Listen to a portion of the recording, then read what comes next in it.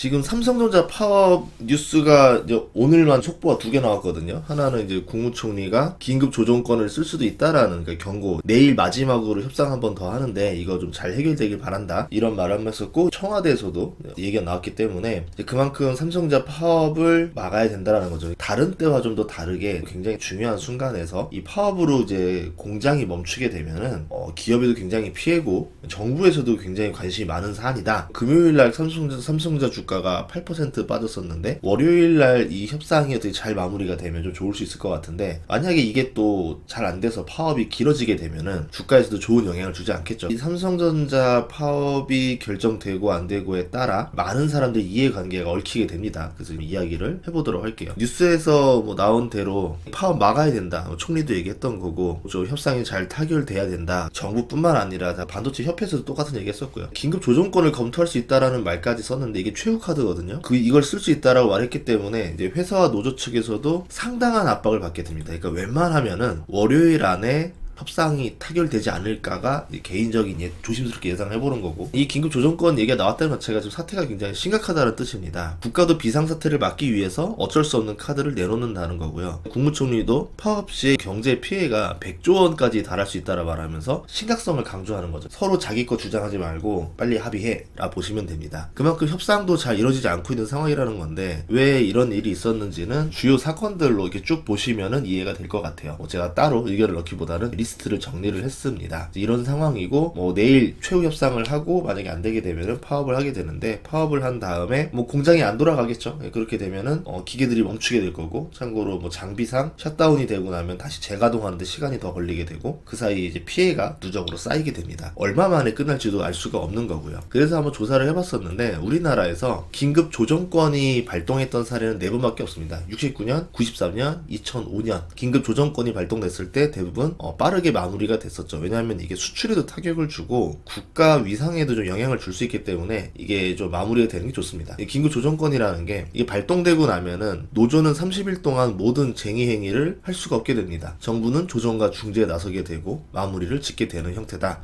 라고 보시면 됩니다. 이 카드까지 쓴다라고 하면은 결국은 마무리된다. 그러니까 내일 마무리될 수도 있을 거고, 긴급 조정권이 발동되면서 마무리가 될 수도 있을 거기 때문에 이 파업 자체가 엄청 길어질 거야 라고 생각하는 것보다는 빠르게 마무리될 거다라고 생각하는 게 조금 더 나을 거예요. 투자자 관점에서는. 그리고 그게 훨씬 더 서로를 위해서 좋은 일이고 라고 볼 수 있을 것 같습니다. 그러면 그래도 왜 100조의 피해라고 했는지 한번 추산을 해봐야 될 거 아닙니까? 언론에서 나오는 피해가 한번 추산을 해봤는데요. 하루 중단하면은 매출 1조 원의 피해가 나오고, 웨이퍼도 폐기해야 되고, 재가동에 30조 원의 돈이 들어가고, 그래서 60조의 피해에다가 최대 100조까지 보고 있다, 이렇게 얘기 나와 있는데, 협력회사랑 거래처 피해는 넣지도 않았습니다. 그것까지 넣으면은 더 커질 수 있다는 거죠. 또한 납품을 못했을 때 벌어지는 위약금도 포함이 안 되어 있습니다. 장기화되어서 납기를 못 맞추게 되면은 외국에 벌금까지 내야 되겠죠. 그래서 매출 50조당 법인세도 한 5조 이상 볼 수 있거든요. 세액공제 받는다 쳐도. 그러면 정부도 세수가 덜 거치게 되기 때문에 이 싸움에서 이길 수 있는 사람이 없어요.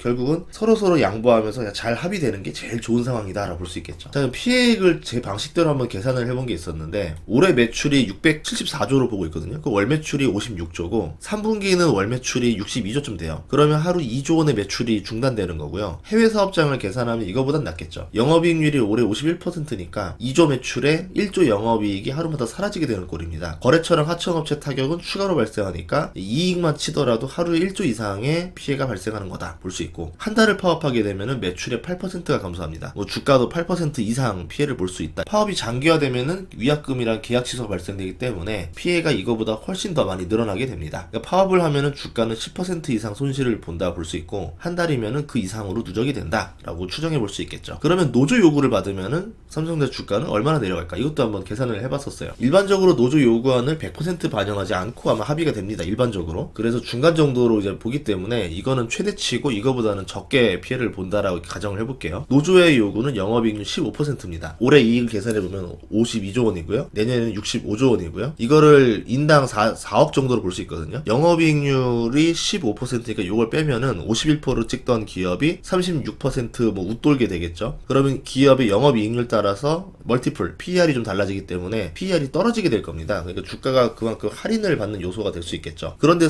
주가가 수학적으로 움직이진 또 않아요. 노조랑 합의를 해서 영업이익 이익이 떨어지게 된다 하더라도 해서 주가가 떨어질까요가 아닐 수도 있다라는 사례는 이미 SK하이닉스 사례에서 좀 보여줬었습니다. 성과급을 좀 많이 줬었거든요. 그러면은 많이 줬으니까 기업의 이익에 해쳤으니까 주가가 떨어졌어야 되는데 막상 또 주가는 많이 올랐어요. 이 영향을 안 준다라는 게 아니라 시장에서는 메모리 반도체의 성장성을 지금 더 좋게 보고 있기 때문에 당장의 어떤 이런 이슈들이 주가에 영향을 주지는 않았다라는 겁니다. 그런데 길어졌을 때는 문제가 될 수 있을 거고 지금처럼 메모리 반도체가 엄청 좋을 때는 모르겠는데 좋지 않은 순간도 올 거거든요. 그때는 조금씩 아프게 오겠죠. 장사가 잘 될 때는 어느 정도 이렇게 해도 상관없는데 장사가 안 되는 순간도 올 거란 말입니다. 그때는 이 돈 한 푼 한 푼이 굉장히 또 아쉬운 상황이 올 수도 있다라는 거죠. 그래서 기업가 입장에서는 당장보다는 안 좋을 때까지 계산을 해봐야 되는 거고 노조 입장에서는 지금 이렇게 좋은데 왜 이렇게 우리 섭섭하게 돼? 라는 생각이 나올 거고 이런 상황이라서 아마 이렇게 대립되는 상황이라서 해결이 쉽게 안 나올 수도 있지 않았나라고 보고 있는데 예를 들어 뭐 정부가 개입된다는 거 하면은 3자로 이제 협상하게 되잖아요. 이렇게 되면은 협상이 물꼬가 안 트이던 게 해결되는 방안들이 나올 수도 있지 않을까.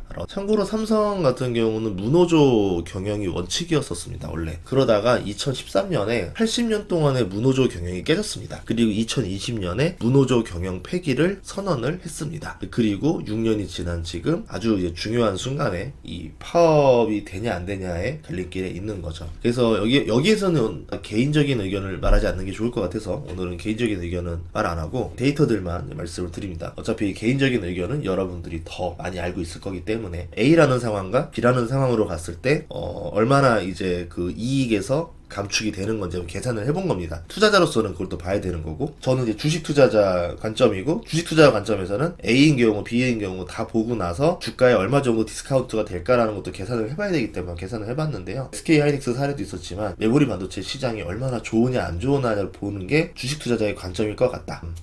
그리고 사측과 노조 측에 대해서는 이번에 뭐 정부의 발표도 있었듯이 이게 단순히 회사 노조의 갈등이라 보기보다는 국가 전체의 좀 상황과 연결이 돼 있는 상황이기 때문에 잘 해결됐으면 좋겠다라는 생각으로 마무리를 하도록 하겠습니다. 다음 시간에도 좋은 정보로 찾아뵙겠습니다. 구독과 좋아요, 알림 설정 부탁드릴게요. 고맙습니다.